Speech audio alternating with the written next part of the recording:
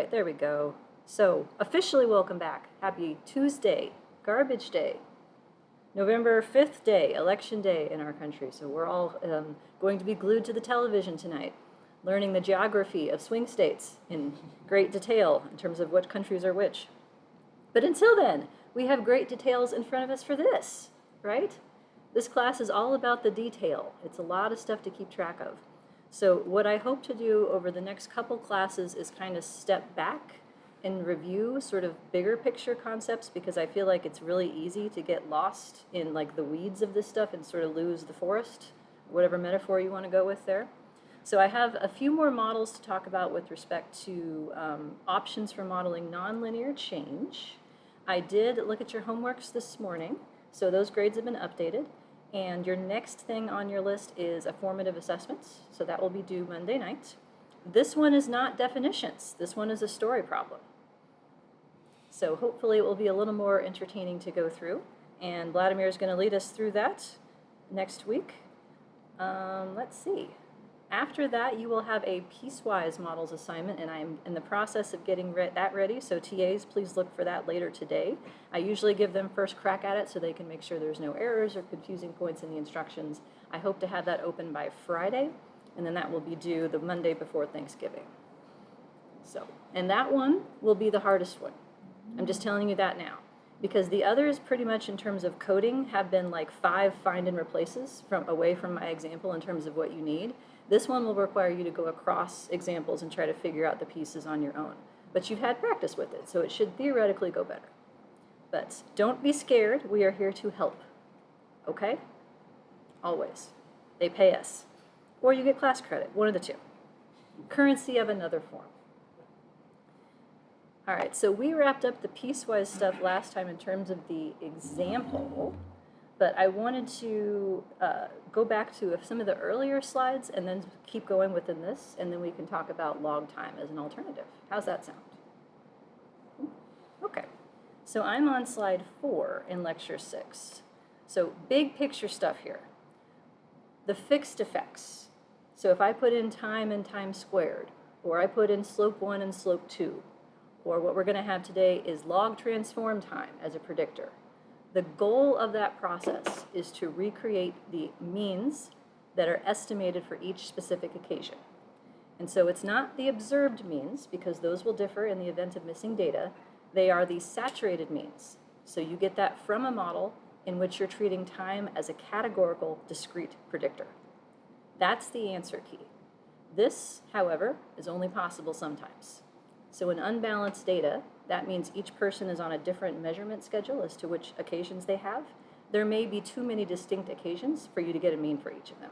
So at some point this breaks down, but if you have balanced data, this is a relatively straightforward process. So then the question is, like if I have 6 means, for instance, in this picture we've been working on, how do the fixed effects do at recreating each of these points?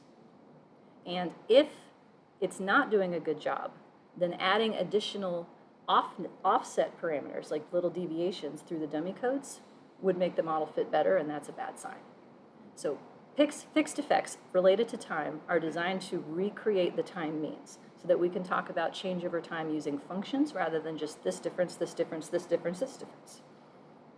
Okay, on the random side then, and what makes this class different, right? So fixed effects, their job is to explain variance and recreate means like in any class.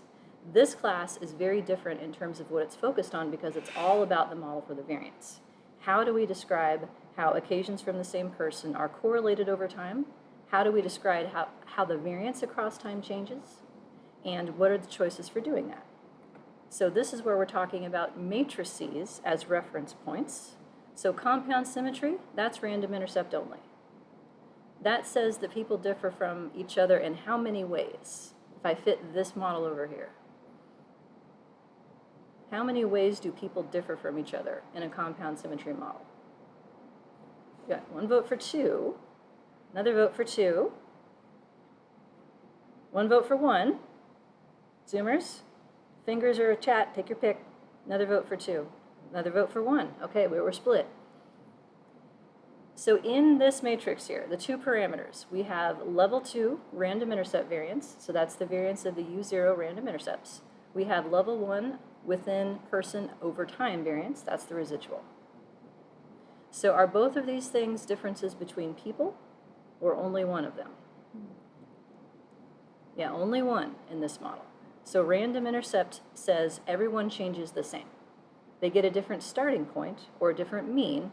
That distinction is irrelevant because if everyone changes the same, they stay equally spread out as they change. But this is one source of individual differences. The correlation that is created by this random intercept has a special name, intraclass correlation. That is, cough, cough, homework question, an effect size for person dependency due to constant mean differences. So how related are the occasions from the same person according to this model? There's only one reason for that, it's person mean differences. And the ICC tells you how much of the variation is because of those level 2 person mean differences.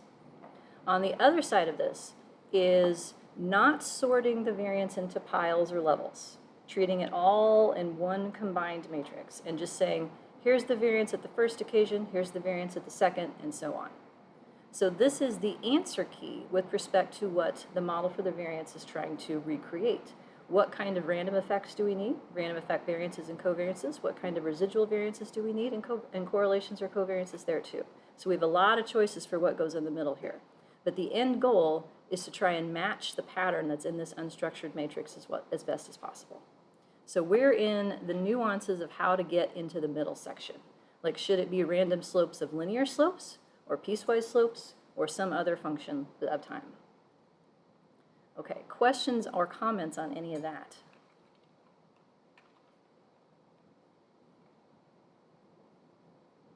Eagerly watching the chat too, or you can talk, your pick. No. Okay, so for instance, in the data set we've been playing with, the unstructured variance model gave us these estimates for the variability of response time at each session. If I fit compound symmetry, that's the blue line right here, that means that equal variance equal covariance, because the only source of covariance is this random intercept. People differ from each other in one way according to this model, so the variance should not change over time. So summarizing this then, the model for the means is the fixed effects. So if you've only had like a regression course up to this point, that's what you thought of as the model in the first place. Like, that's it. And you probably learned intercept and slope as terms. And when I teach that same content, I deliberately add the word fixed intercept and fixed slope because I know this is coming. And I want them to know that there's other kinds. But the fixed effects is all about creating mean differences, or mimicking the created mean differences as accurately as possible. Then we get into other predictors. So that's the last unit of the class, is starting to get into prediction. The model for the variance then is trying to approximate the pattern of variance and covariance over time using random effects.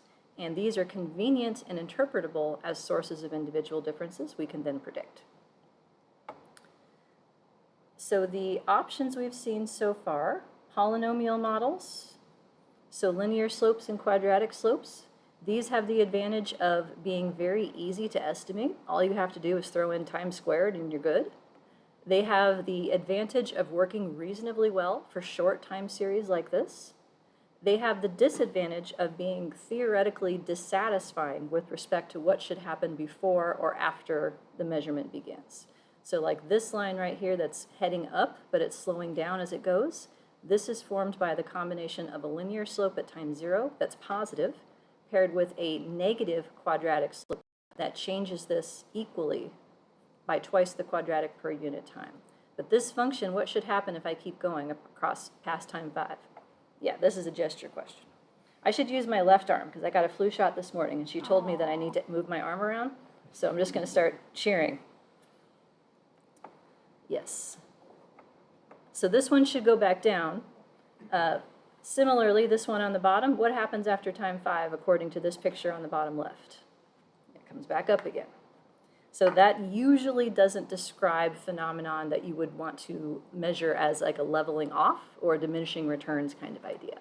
It's a decent approximation in the short term, but it's not a great longer term version. Question, how big of a deal do you think it is, this aspect of theoretically dissatisfying it is? Does it depend on your work? Yes. It always depends. I would say more pragmatically, it depends on who your reviewers are and your work and what they're used to seeing.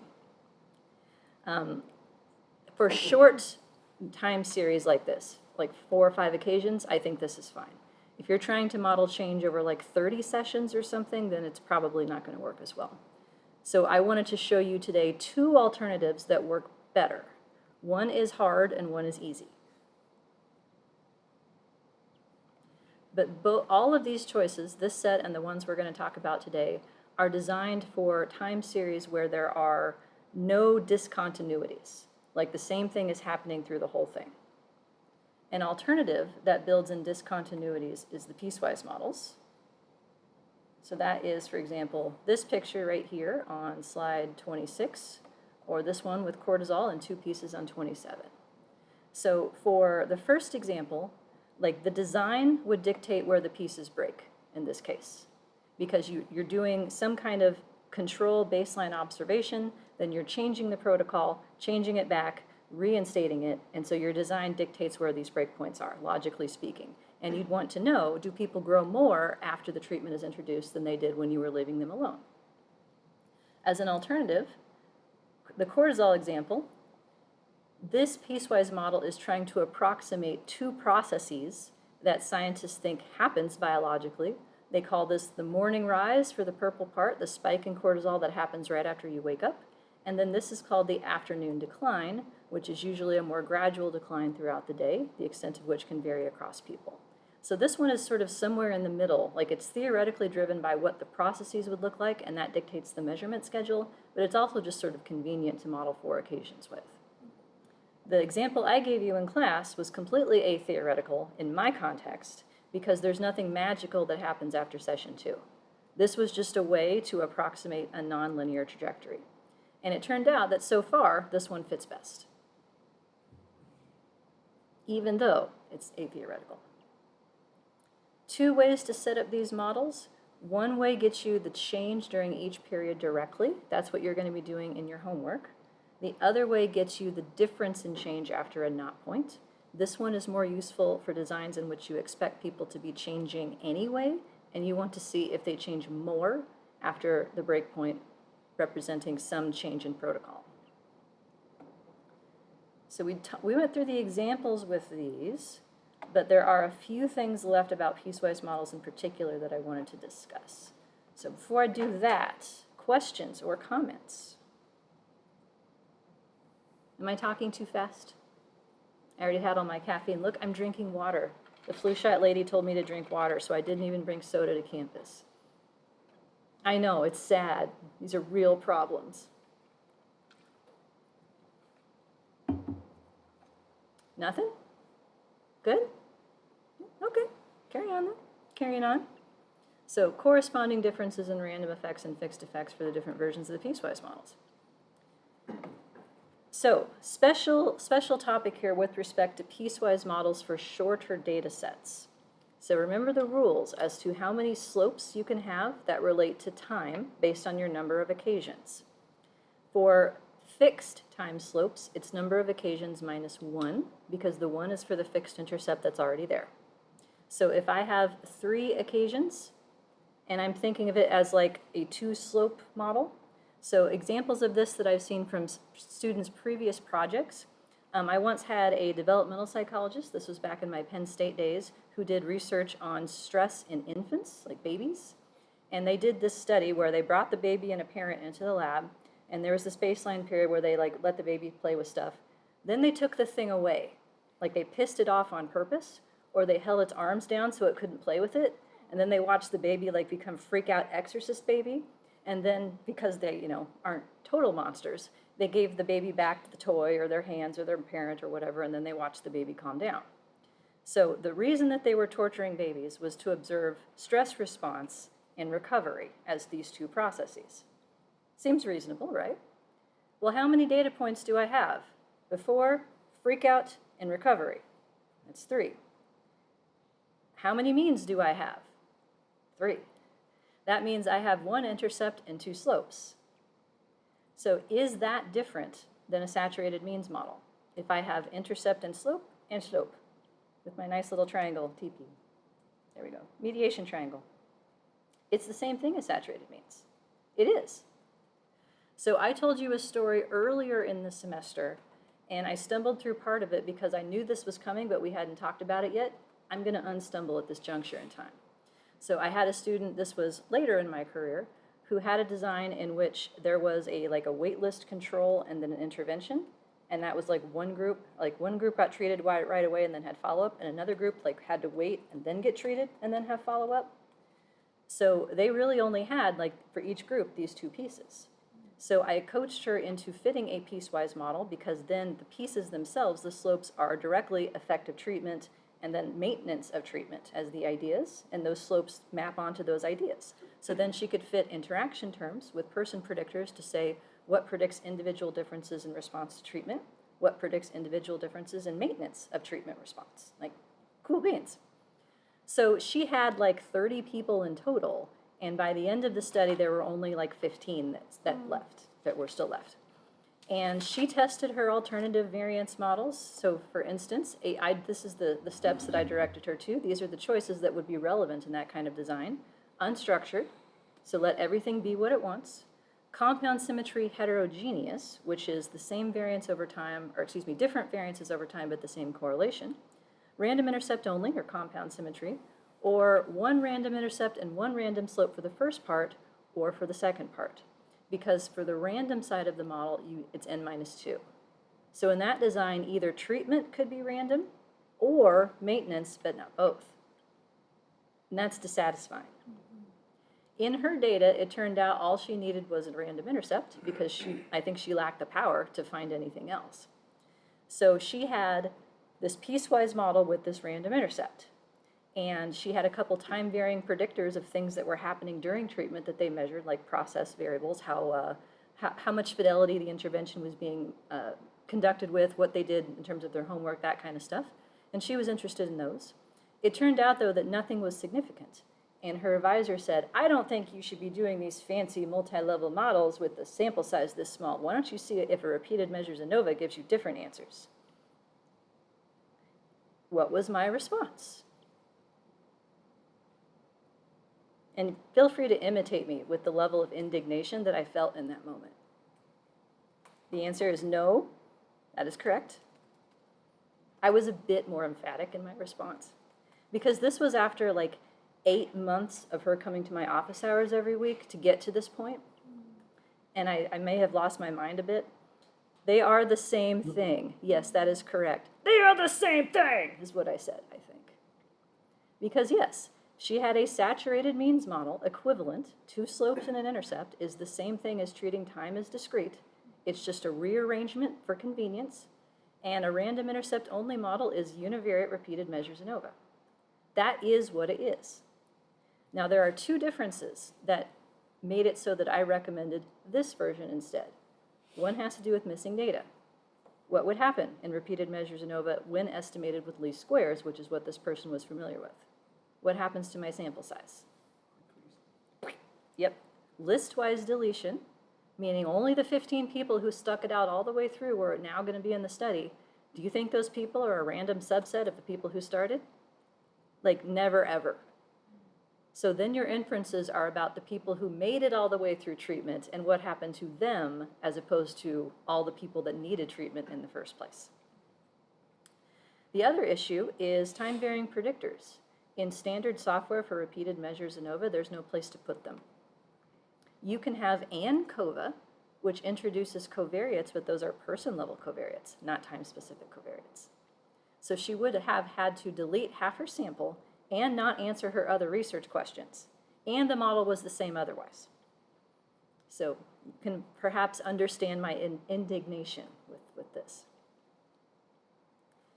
So in this situation, if you have 1 piece, 2 piece like this, and there's only 3 occasions, I would just go with unstructured. Don't try random slopes because only one of them can be random. And then you end up with this weird looking V matrix where half of it's compound symmetry and half of it's not. That means 2 of the occasions would have their variances constrained equal, and the third would get to differ, whereas if you just go with an R-only structure, they can all differ or not, and the covariances can differ or not, and it will be the right answer. So in this case, that's what I would do. Now, going back to the researcher who made babies mad, this sort of design, what would she need to do to be able to get random slopes to estimate, to be able to estimate a random slope variance for each of these pieces? Take the ball away again, or collect a midpoint observation for each of these processes. So if she had 5 occasions, then each piece could be random, and then that would work out better. There's been a lot of examples of piecewise models from my classes, but that was the one I remember the most because I just pictured the babies like, and the IRB was okay with this? Like, okay.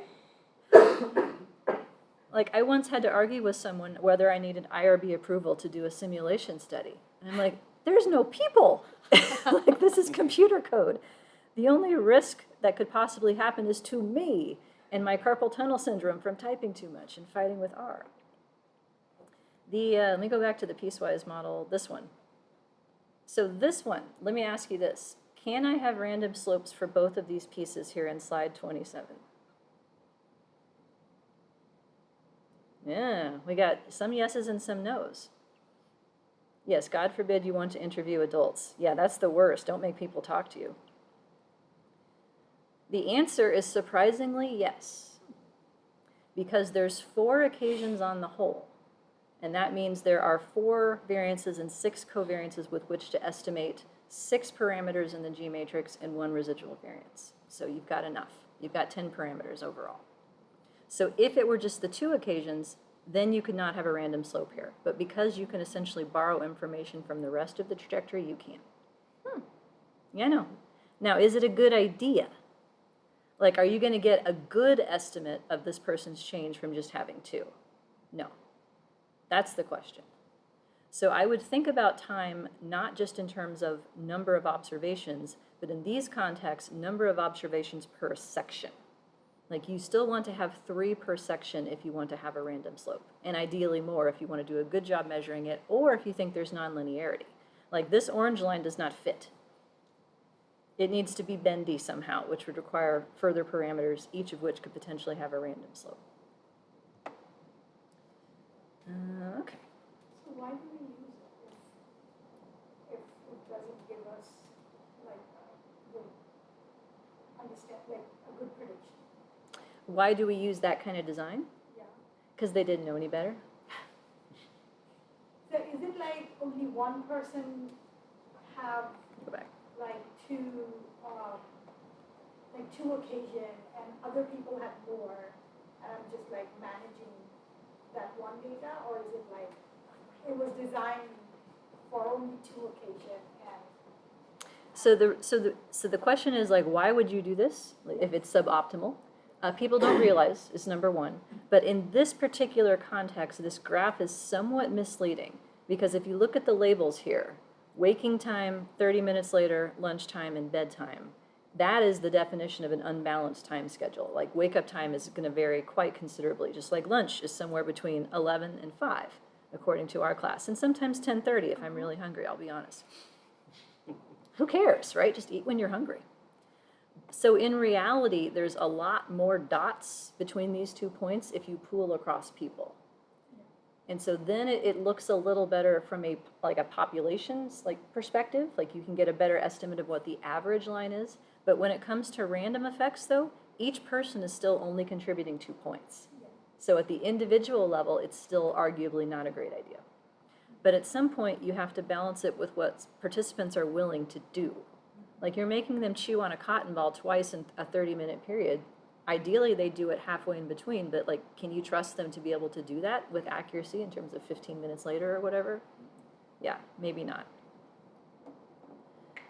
More occasions is better. That's your take-home message. Okay, pre-post designs are a terrible idea if you want to measure change. They are the bare minimum. But isn't that true for any longitudinal data? Like, Yes. 2 occasion is not good enough. Yes, I don't care what you're studying. If you want to study change, 2 is not enough. 2 is the bare minimum to observe average change, but you can't differentiate individual change from residuals. Question? Question regarding the unbalanced data. So if medically proved that it doesn't differ whether you woke up at 6 or 10, as long as we are testing you for the first minute of waking up. Mm-hmm. So this is considered like a balanced data, or So the question was, like, given that each person has their own 0 Yeah. point, it is not balanced. So the first occasion, I think you could say balanced because you could just say time 0 is whenever you woke up. Mhm. Everybody has a 0 in that spot. But then 30 minutes later, it could be 29 minutes later, 30 minutes later, 31 minutes later. It's like the actual time that has passed then creates unbalance. And then the actual time that has passed from that to lunchtime and bedtime, those three would be unbalanced. So like on the whole, I'd still think of it as unbalanced. However, do you think that there are differences related to when people wake up in the morning and go to bed that would inform cortisol? I'm pretty sure there are. I don't know what they are, but I'm pretty sure that seems reasonable. Let's put it that way. Cortisol is affected by everything. So that's where the time you woke up can become a person-level predictor, a moderator. Does this function look different for people who eat lunch at 11 versus people who eat lunch at 5? That's a individual difference predictor variable at level 2. The same thing can happen, by the way, in designs that are accelerated. So like if you grab 3rd, 4th, and 5th graders and follow them for 3 or 4 years, then time 0 can be whatever grade they started the study in, and they can have their trajectory. But then you can see if the trajectory looks different if you started in 3rd grade versus 4th grade versus 5th grade. And that is going to be one of the first topics in the advanced longitudinal class, is dealing with accelerated designs in which unbalance is the norm. It's a little tricky. It's chapter 10 if you're interested. All right. Let's see. What was I going to say about that? I don't know. Okay. Any other questions or comments about piecewise models at the moment? All right. Then let's talk about, let's see here. Oh, a reference for some other stuff.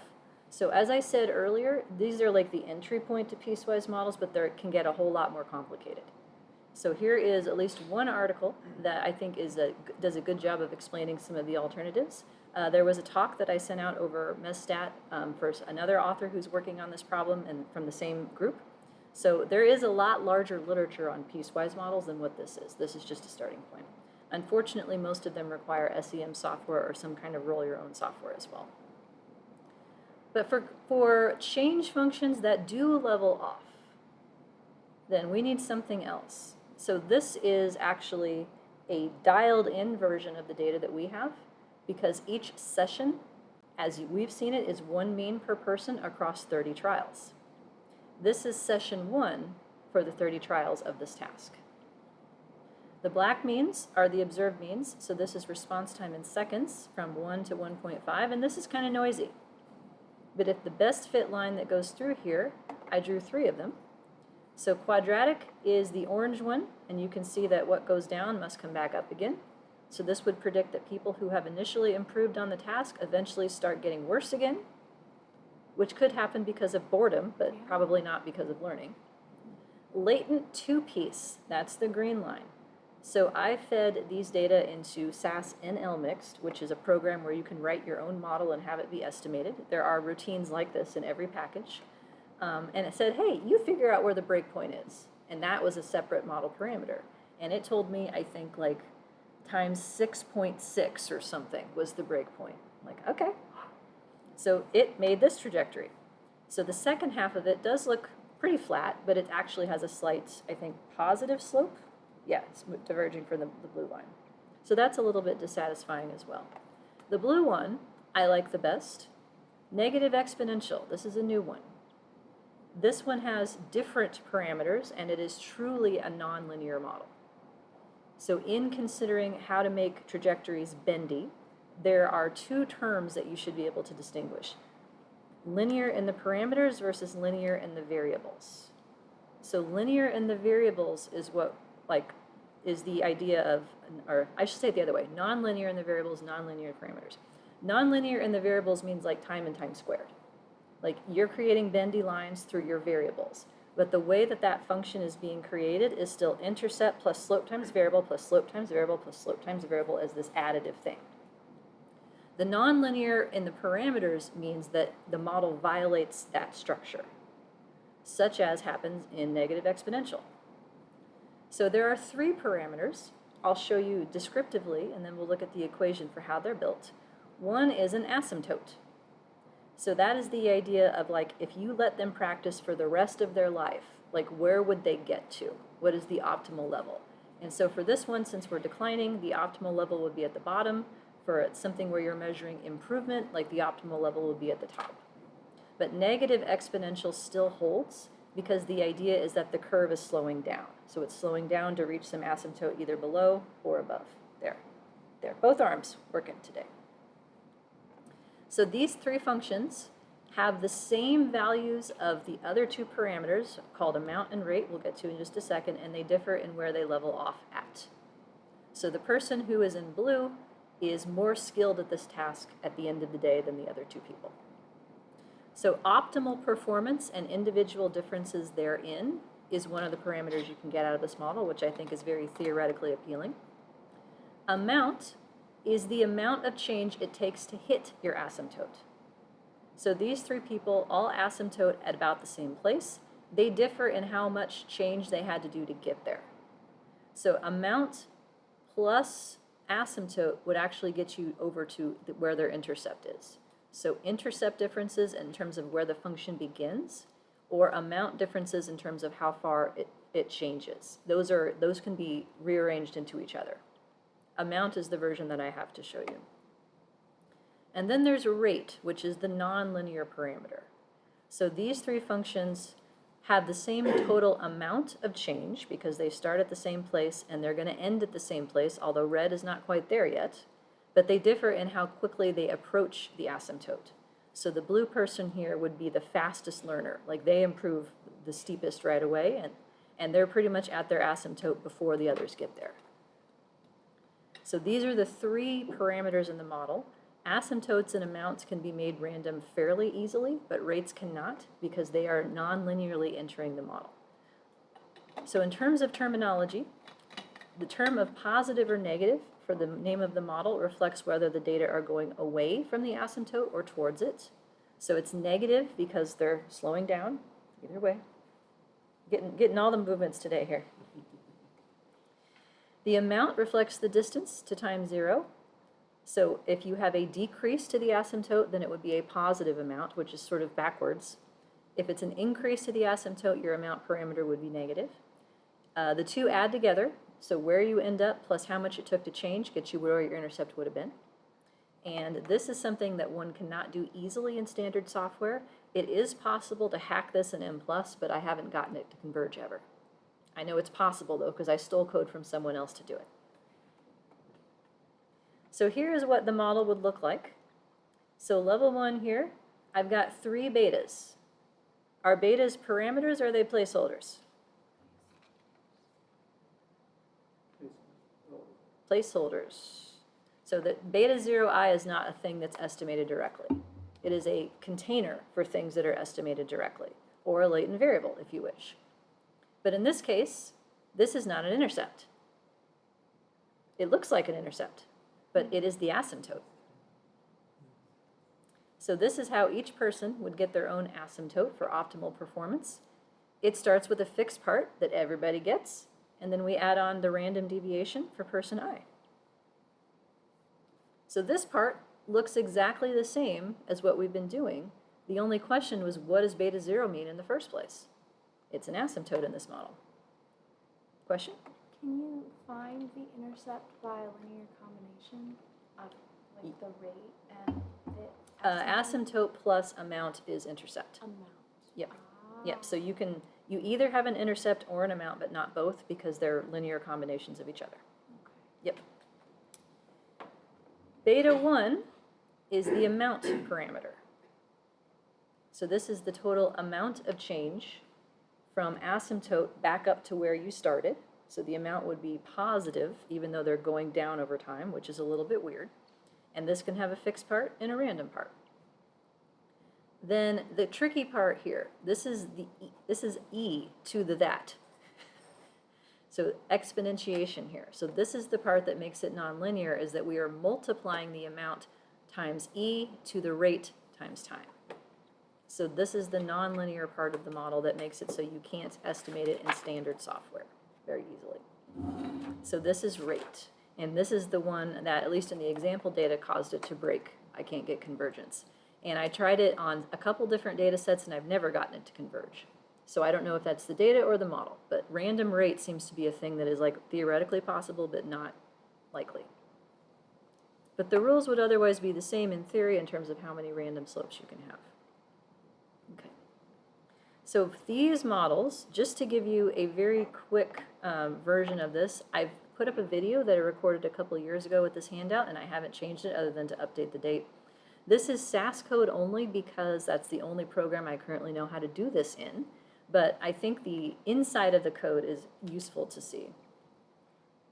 So like in SAS, for instance, this is what it would be to set up an empty model using this alternative method of estimation called NL-mixed, and other packages work the same way in different programs. So it wants you to define what all your parameters are and give them start values. So I have a fixed intercept, a variance of the intercepts, and then variance of the E residuals. And then I'm setting up my typical level 2 equations. I'm building a predicted outcome, and then I'm saying that predicted outcome is distributed this way, with here's the fixed effects part, and here's the E residual variance part. So you really have to write out like every single aspect of the model and define exactly what you're trying to estimate. Then I'm telling it, hey, that U0 thing I put up here, that's its own variable. That's distributed normally, because random effects always have a multivariate normal distribution, with a mean of 0 and a variance of the random intercept variance. And one nice thing about this particular routine is that you can use estimate statements to get other quantities besides fixed effects. So I asked it to build me an ICC because it has all the information with which to do that. Here is what a random quadratic time model would look like under this. So it has 10 parameters. A random quadratic would have 3 fixed effects, an intercept, linear time slope, quadratic time slope. It would have a 3 by 3 G matrix of random intercept variance, linear slope variance, quadratic slope variance, all the covariances, and then residual variance. And if you're like, where did these numbers come from? Yeah, I cheated and ran this in another thing and put those numbers in there. I know. The thing is that if you don't do that, this can either take days to figure it out or not work at all. Like start values are essential. And when you get into these sorts of complex models, that's going to be the case. But then the rest of the model is I'm setting up like the level 2 equations here, the fixed part plus the random part. I'm setting up the level 1 equation here without the E, so the 3 betas and how they enter into the model, multiplying time and time squared. And then that predicted outcome gets fed into the statement adding E. And then in this case, we have 3 random effects. So that means that we're asking it to say, hey, it's normal, but now each variable has a mean of 0 with the covariance matrix in order as it's printed in G. So there's a lot more explication of what goes into it, but that means you have a lot more control. So then here's what a negative exponential model would look like for these data without me cheating.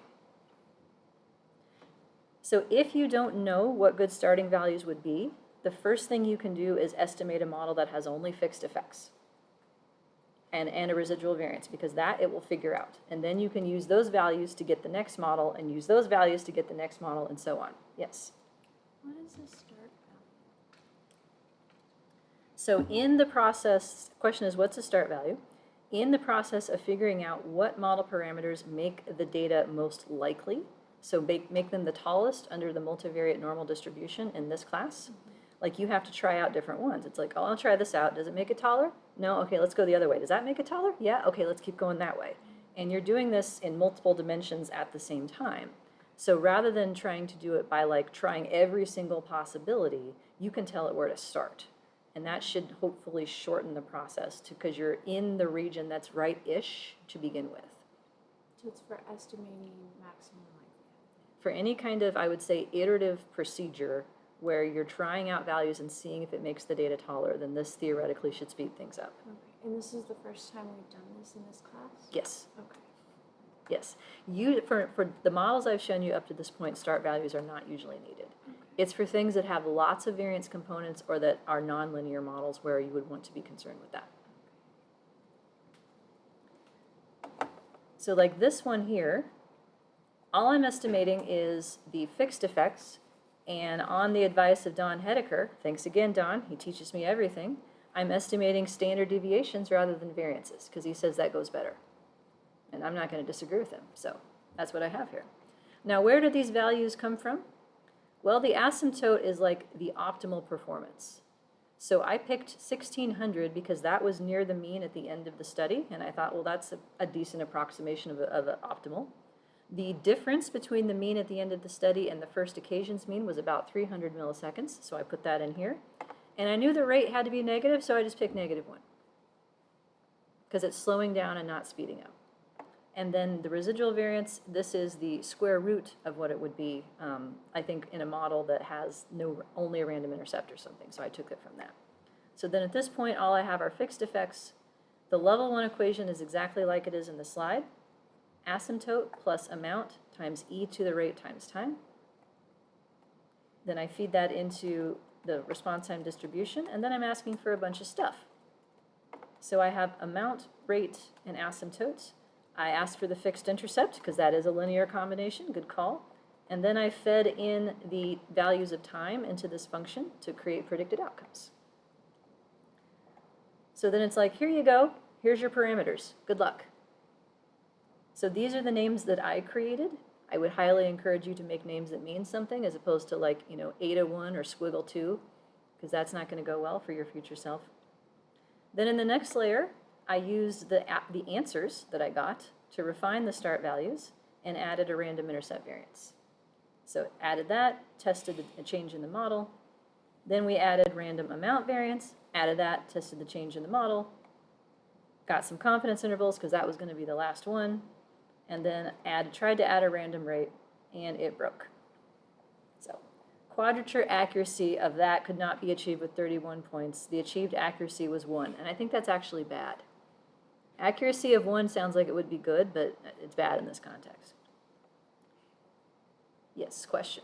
Are any of these parameters conditional on each other, or are they all equal? They're not conditional or hierarchical. They all work together to create the function. So I think you would put in all the fixed effects at the same time because they work to create it. You can still add in random effect variances sequentially to see which ones might be needed.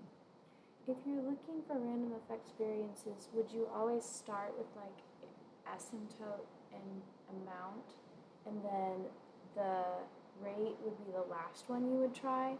Yes, if I'm adding random effects, I would start with asymptote as like sort of the analog to intercept in terms of level of performance. Like that seems the most reasonable that you would expect, especially given an interclass correlation of 0.83 for these data. And then add random amounts, and then try for the nonlinear rate parameter. And by then you should have enough start values to make it feasible. There are other options within NLMix to simplify estimation to get start values. So there's one, I don't remember what this stands for to be honest, but I tried it, didn't work, so I gave up. But this is the picture that it makes. So the new one is, hey, come back. My mouse is very sensitive. The new one is the star dashed line that's right here. So in terms of how we're fitting relative to the others, it predicts that change is not quite done yet, but it's going to be done soon here. So this one is sort of theoretically more appealing. The question would be, does it work as well? And actually the answer is no. So you can watch the rest of the video if you want more about that. Let's see, is there anything else in here? Oh, and a bonus thing that I added since then is a latent basis model in NL-Mixed, which is an SEM thing that we'll talk about next semester, and I have a few things about that this semester as well. Okay, let me go back. Yeah, that's where we're at. Okay, questions? I know we're not going to get into this, but what is the latent basis model like as a quick definition? As a quick definition is the idea that rather than saying I have occasions like 0, 1, 2, 3, 4, you say, hey, I've got 0 and 4. Why don't you figure out how much change has happened for each of the pieces in between there? And it essentially estimates the time values that represent how much change has occurred. So it's a way of creating a nonlinear function I can show you the results of that model. So there are 3 loadings. So in this case, what I did was set it up so that the first occasion is 0 and the last occasion is 1, so that then the in-between values that are being estimated are interpreted as the proportion of change that has happened at that point. So for instance, the change from the first occasion to the second is about 57% of the overall change according to the loading that was estimated. Then getting from the first to the third occasion is about 76% of the change. By the time we get to the next one, it's 90%, and the second to last one is 98%, and the last one is 1. So it's a way to empirically come up with what the average trajectory looks like if you can't find like a dedicated function that would map it. This is convenient for designs in which you have some kind of nonlinearity, but you don't really have enough occasions. Like if I had 4 occasions, I could fit a random quadratic or a random 2-piece model, but like it's not going to go well. This is a way to try and make it so that you have one change variable that is both, that captures the linear and nonlinear components like at once. Can this handle, like, if 1 starts higher and 4 is lower, but then like 2 is actually higher? Like, could it handle that? Yes, yeah, the loadings can go up or down to match the trajectory. And then that proportion of change interpretation sort of falls apart. Okay, okay. But a separate parameter for this, by the way, is the fixed effect and the slope. And so the slope is your rate of change, but it's multiplying these as the occasions that the rate is being applied to. So it ends up creating this whatever pattern of nonlinearity that you need. So that's also an advanced topic. I can't remember if I had anything in the slides about it. Thank you. Oh, I do. I do have a few slides on that. How about that? I was like, I thought I made this. But Lisa 2 years ago doesn't remember what she made.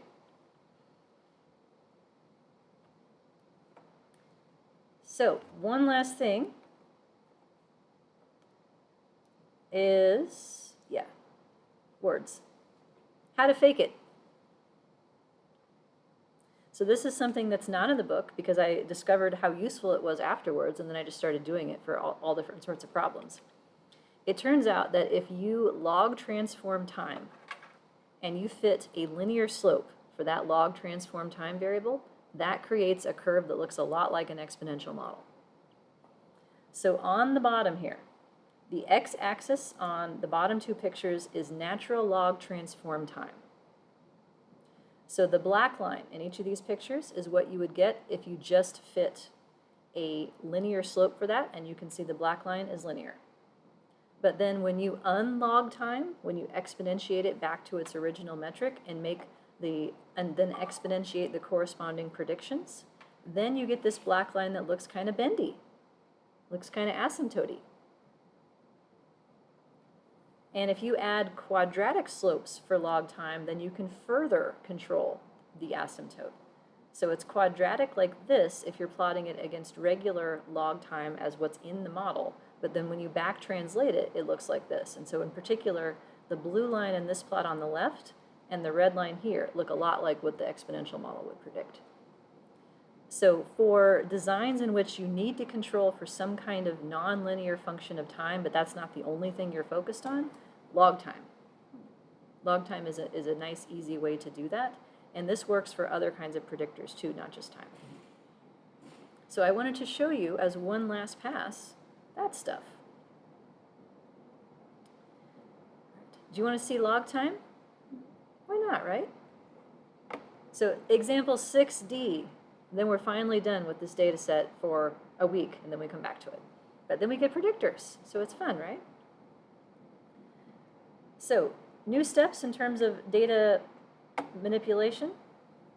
Generating log time as a new variable as the log of session. So note, session runs from 1 to 6. But the log of 1 is what? Anyone? Math people? 0. So I have centered and transformed in one step. Log times 0 is session 1. If my time variable had 0 in it, I need to add 1 first to prevent impossible values. And then because Stata doesn't want to do random quadratic slopes as interaction terms, I had to build the squared version of that in here. We're doing the same dummy codes to test the absolute fit of the means model.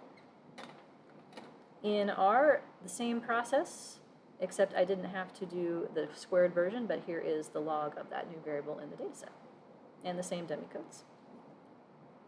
So first model, fixed linear log time random intercept. So the constant tells us the expected outcome at session 1, which is 1942, and the slope, anyone want to try this? This is the change in response time per what? Per log session. Yeah, per log of time. But that's, by definition, not equal intervals. So this is the part where it's like, I don't really know what that number means, but it's going down, that's what I know. So it's linear with respect to the log of time. It looks exponential with respect to original time. And it's significant. What's this thing right here? Stata folks, do a little reviewing. Our folks can play along too. You don't have to pick a team. What's that number tell me about? I'll take a definition or an interpretation.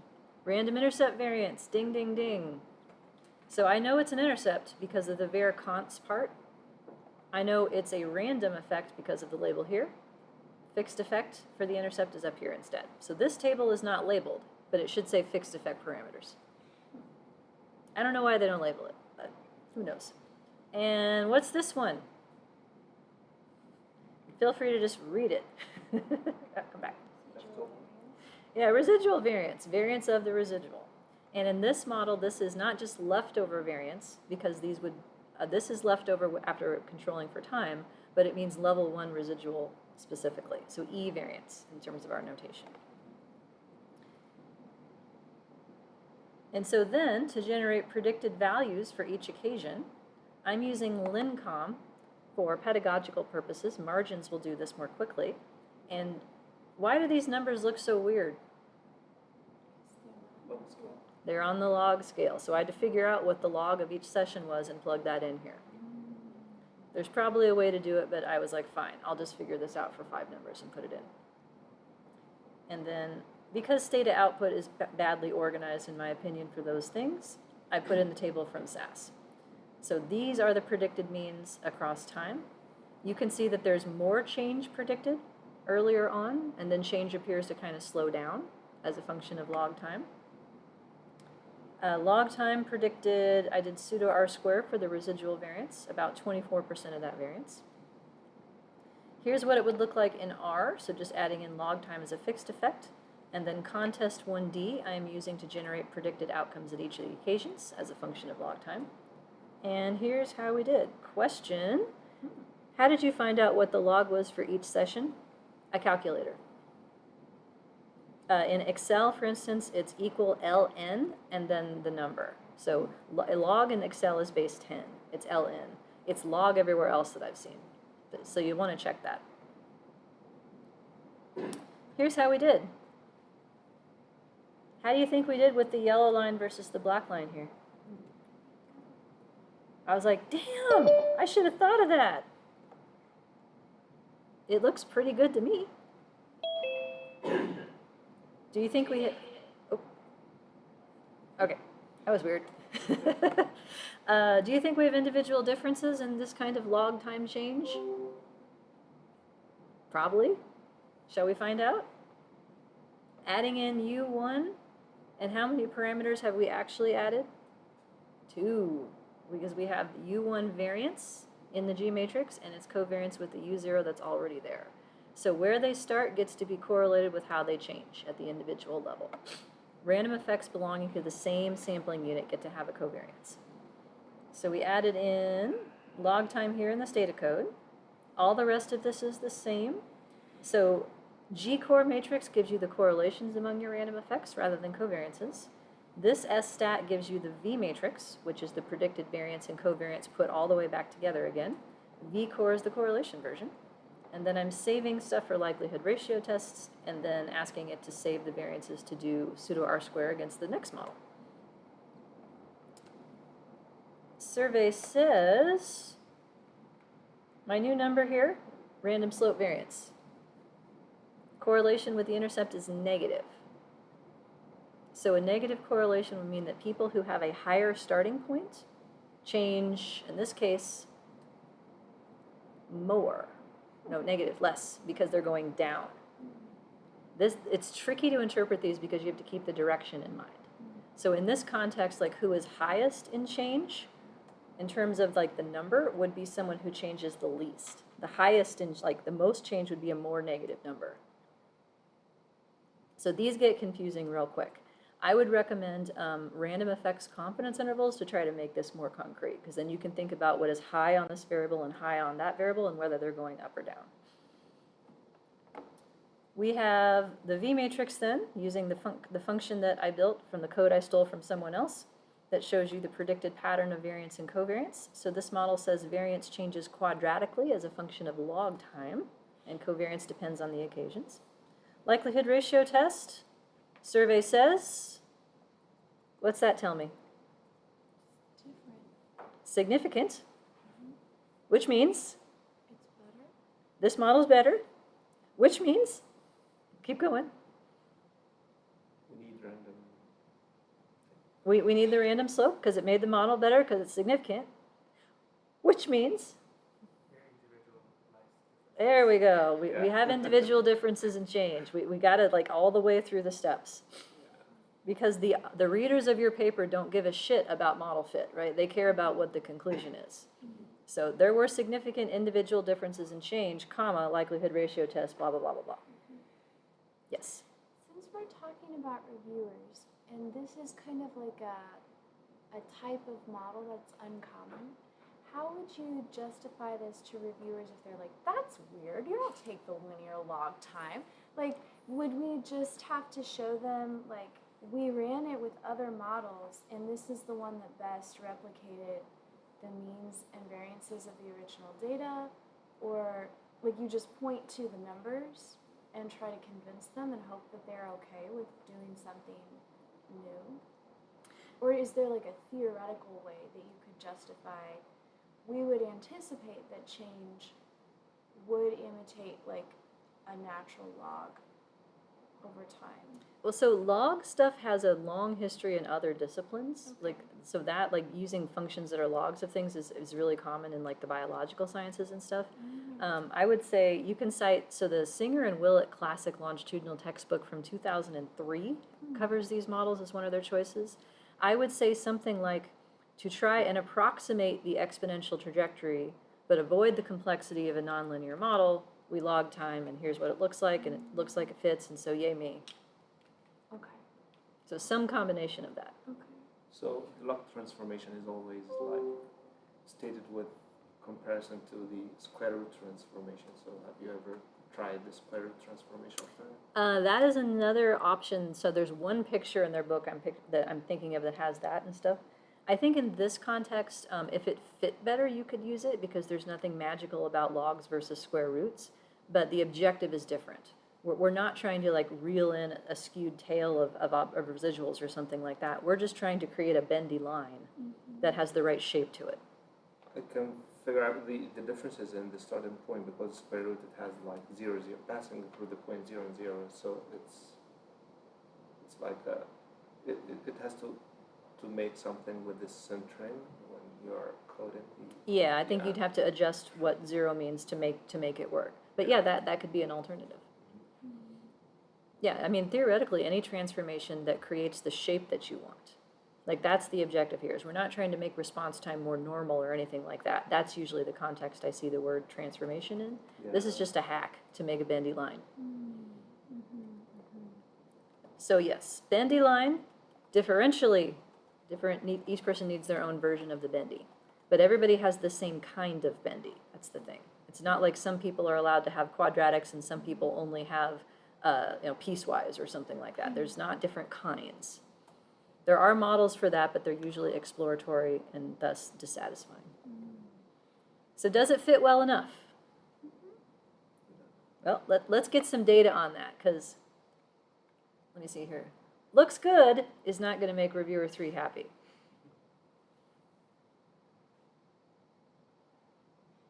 So here's how I can test it. I have 4 binary contrasts in here. So S1 is if it's 1, this variable is 1 and it's 0 otherwise. If it's session 2, this variable is 1 and 0 otherwise, and so on. So why are there 4? Because we had 3 in our previous versions doing this kind of thing. That's my first question. Or maybe the question should be, what am I doing? Maybe that's a better question to start with. Wait, how many sessions do we have in this table? 5? 6. 6. 6.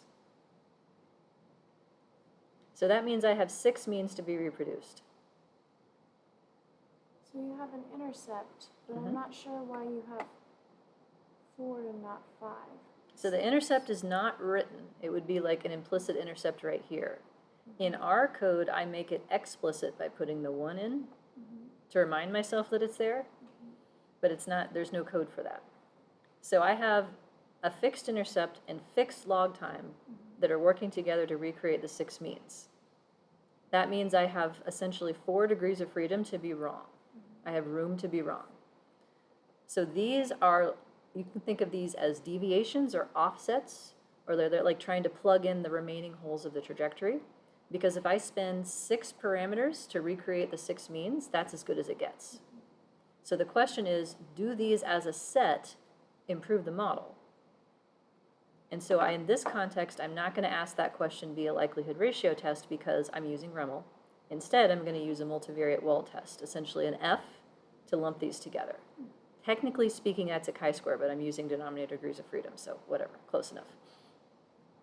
So at this point, we wouldn't bother really to interpret the model parameters because they're all off because of all these deviations. The question is whether this is significant. And Stata says no. So each of these parentheses is one slope being tested against 0, so it understands that I'm asking for a joint test of 4 slopes as opposed to like add them together or something. And R comes to the same conclusion with a slightly more annoying version of the code, just slightly. Contest MD for multidimensional says, hey, can you like take that one and then that one and then that one, extra space for no reason, and then that one. So the ones are saying, I want that one fixed to 0, I want that one fixed to 0, I want that one fixed to 0, and leave the others alone that are left as zeros. It's actually backwards, but it comes to the same conclusion. So this conclusion is good news or bad news? Good news, because the F test is not significantly different from the Yeah, F is not significant. that had all the saturated means. Yeah, so the 4 things that I added to saturate the model didn't help. Okay. That means it's good enough. Okay. Take that, reviewer 3. My model is good enough, comma, F 1.6, da, da, da. Question. Yes. So for those 4 binary items, what are those? Like, is that random generated? So they're not items. They are built. Let me go back up to the beginning. So they're just binary dummy codes for whether it's that session or not. So think of it this way: like if I wanted to have just a straight ANOVA model, I could have 1 intercept and 5 mean differences. Like these are 4 of them, or I could kick out the general intercept and I could just have 6 dummy codes. Mean for this one, mean for this one, mean for this one, mean for this one, mean for this one, mean for this one. So like I've done that 4 times, but then tried to get the other 2 with like a slope. So it's 6 parameters in total. It's just you're carving it up in different ways consistent with different ways of thinking about it. And there would be a paragraph too that describes how you're testing all these things so you don't have to keep repeating yourself. But yeah, it looks like this is okay. Now on the variance side, what's the answer key to what the variances are trying to do? It's not recreating the means. What are they trying to do?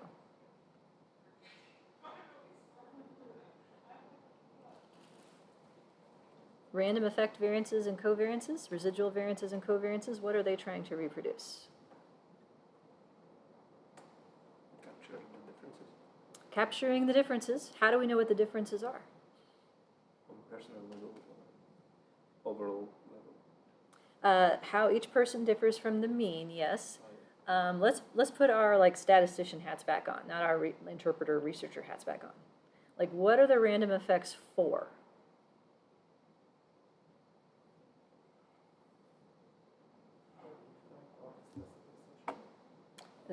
They are across sessions.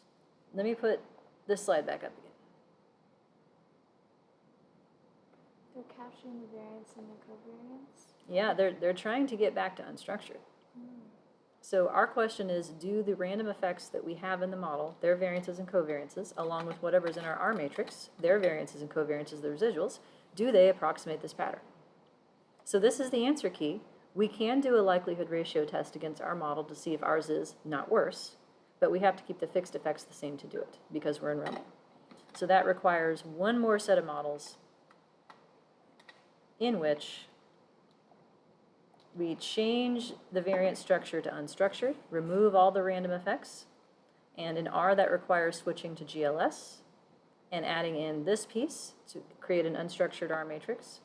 Then I had to rerun the previous model in LME to make the likelihood ratio test work for me. Survey says, what do we think? So unstructured versus my model's random slopes and intercepts. Different? They're different. Which is better? Unstructured always wins. So this is, how would I talk about it? My model is what relative to unstructured? Less better. Hmm? Less better. Less better?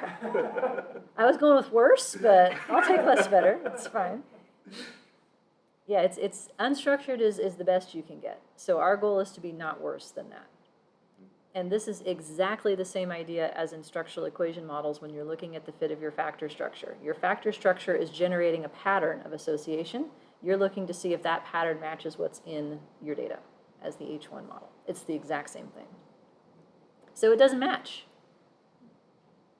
Here are the variances that are predicted from my model versus that one. So not bad. I mean, it's like most of the way there. I could make similar plots for covariance if I wanted to, but I think this is sufficient for demonstration purposes. So then the next thing that I could do is add quadratic slopes. So if I do that, fixed effect of log time squared, same rules for generating predictions. If you want a predicted intercept at any occasion, time squared goes into the function. If you want a predicted linear slope at any occasion, it's time times 2 instead.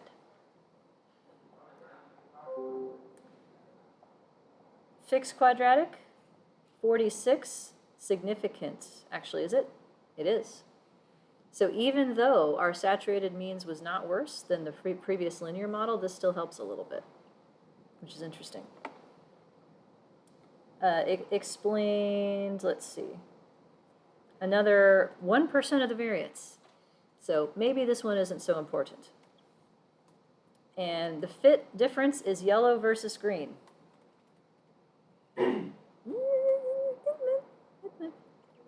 Yeah, just this much.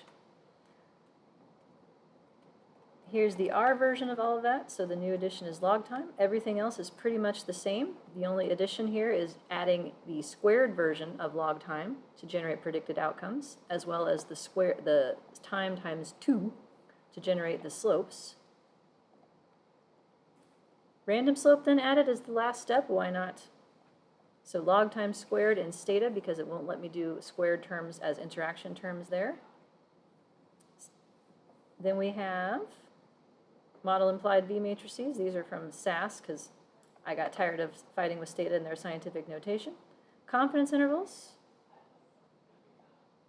So because we have 3 random effects, we have 3 potential confidence intervals. If you only have a fixed effect, does it need a confidence interval? Nope. The interval is this to this, the end, because there's no variance around it. So R was like, nope. So I have a note here, the results don't match, which is why I didn't print the V matrix from R. So R in particular, Elmer, I have found has really like a lot of trouble with quadratic random slope models. I really wish I had known this before I built my examples and homework assignments using them, because this is the bane of my existence. But unfortunately, the quadratic versions, I've encountered difficulty. So it came up with a different solution than what SAS and Stata did, unfortunately. You can tell this by looking at what the output is for Renova. Have you seen a negative likelihood ratio test before? Can chi-square be negative? No. It's like, here you go, p-value of 1. So yeah, this is bad. If you see that, that's bad. In the output, if you see a correlation of -1 or 1, that's bad. If you see a variance that goes to 0, that's bad. So R had a harder time with this. In terms of testing absolute fit, same process of testing the model for the means. Now we only need 3 dummy codes, non-significant, so that side still fits. And then the other side, testing it against unstructured as a point of comparison. One last thing here. Lots of code for that. We have, is it that one? Yep. This. So, variance model fits. All right, so I have comparisons of this we can go over next time, but you get the general idea, right? Add the fixed slope, see if it helps. Add the random slope, see if it helps. Fixed things mean what happens on average. Random things mean individual differences. All right, 1:43 on this garbage day. Any other questions as we wrap things up?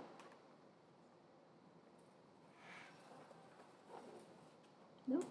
Okay, so candy on Thursday. We've agreed? Come if you'd like free candy. And I won't be stingy either. You can just take handfuls. I don't care. The stuff needs to leave our kitchen.